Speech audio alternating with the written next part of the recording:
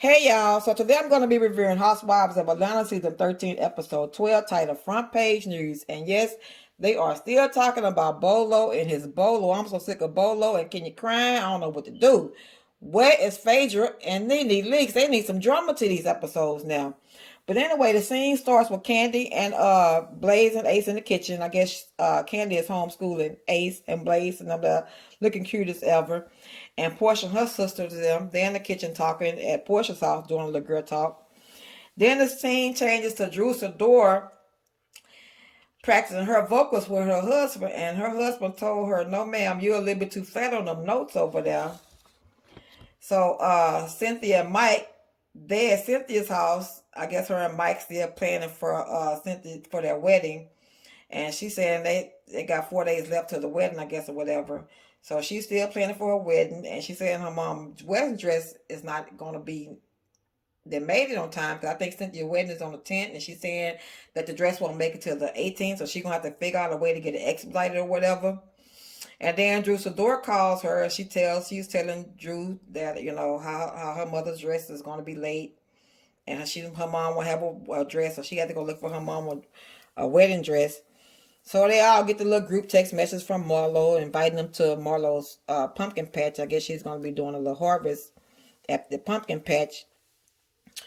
But Cynthia tells Drew that she won't be able to make it because she's going to have to go looking for her mom, shopping for her mom a wedding dress. And then poor Kenya gets a call from her dad. Kenya is also planning Brooklyn's little wedding. I guess she have a little birthday coming up, so her dad said he don't want to come around all them people, like that, and a big group of people like that due to this COVID. He's still trying to play it safe.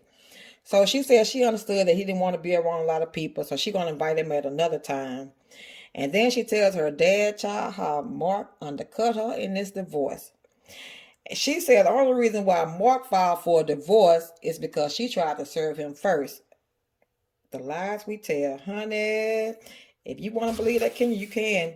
So she telling her dad that he only filed for a divorce in retaliation because she filed first. Girl, please. That dad told her, look, y'all been married 3 years, and the whole 3 years y'all been separated. He said her dad told her, I ain't never seen this man. I ain't never met this man. He just came out and told her, which something she needed to hear.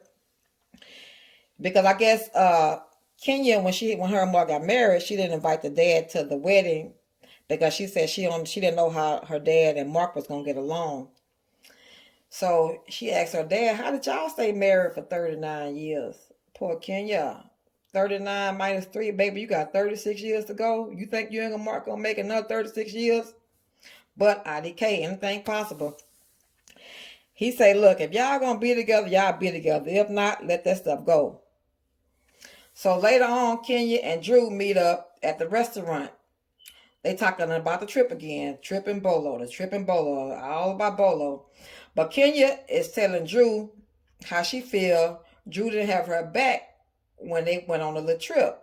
And Drew was like, no, Kenya, I don't think that you being fair because you got your guards up when I asked you about your marriage, and then you didn't tell me I could have bought my baby like you bought your baby. That's what the problem is. You're not being fair to me.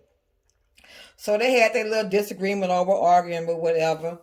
So Drew Sidora, she asked for her to go boxes because she was ready to go. She said, "Where's the to go boxes? And can you split the bill?" Kenya said, "Oh no, ma'am, we don't split bills over here, baby. I got money. We don't separate no checks." She said, "I'll pay it." Kenya said she got money in the bank. So that was that scene from that. I guess Drew didn't want to pay for her. I guess Drew probably was in her feelings. She said, "Bitch, I ain't paying for your food for you. You gonna pay for your own food." So that was that scene for that. Then Cynthia and her sister go dress shopping for her mom's dress again. Then they get the notification pinging about this bolo again. And the top news is page 6 talking about the stripper Bolo having sex with 2 of the ladies. There they go again with this mess. They need to just leave Bolo and this Bolo alone. So all the ladies meet up at the pumpkin patch that Marlo had put together. They start talking about all the ladies at the picnic. They at the little picnic, having a little picnic at the patch, outside at the table. And then they start talking about how somebody leaked the bolo stuff to the blogs. And then Latoya say she think it was Kenya, because baby, when Kenya she hit hard. She go for the gusto. She saying she think Kenya did it. And then she insinuated that, wait a minute now, it's the other one of the ladies, Latanya, because where's Latanya at? She in Canada. Child, did y'all see that wanted post that they put up uh for Latanya? Ooh, bravo, y'all wrong for that. She says Tanya might have something. She said Tanya might have something to do with this other lady in the bedroom, Polo, because she's missing in action. So they still trying to find out who was in the room with Bolo. And then they called Cynthia on the phone while they was all at the little pumpkin patch or whatever.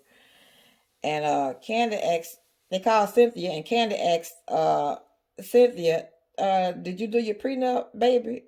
Because you know what, you got to cover your money.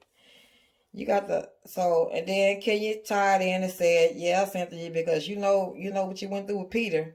And Cynthia not listening to her own advice, really. So, that was that for that. So, everybody was there, but Portia hadn't made yet. Portia said she was like an hour and a half away. I guess she was saying her GPS was taking her way to Canada. So Portia didn't get there until everybody was like pretty much getting in the car leaving. So they tell Portia how Kenya wanted to bring up that Bolo trip again, and Portia saying, "Girl, whatever. She ain't worried about Kenya. She ain't even studying Kenya." So they all go on by their merry ways from the pumpkin patch. And then poor Kenya again. They show up another scene with Kenya. Poor Kenya. She going to the therapy. She started crying about how her mom didn't want her. They want to see her when she met up with her years ago. And her mom neglected her. Now at this point, when she hit the therapist crying, I don't know if she's crying about Mark and his divorce or her mom neglecting her. IDK, you know, between I don't know what she was crying for. To me, if you ask me, I think she was crying about Mark divorcing her. But child, this episode is a I don't know. It didn't do it for me with this episode 12 because them talking about Bola, like I said, and Kenya crying was just too much for me. They didn't have no storylines or nothing. Kenya crying over Mark. So how did y'all like it? I will be reviewing episode 14. So like, comment, subscribe to get the next review. Bye y'all.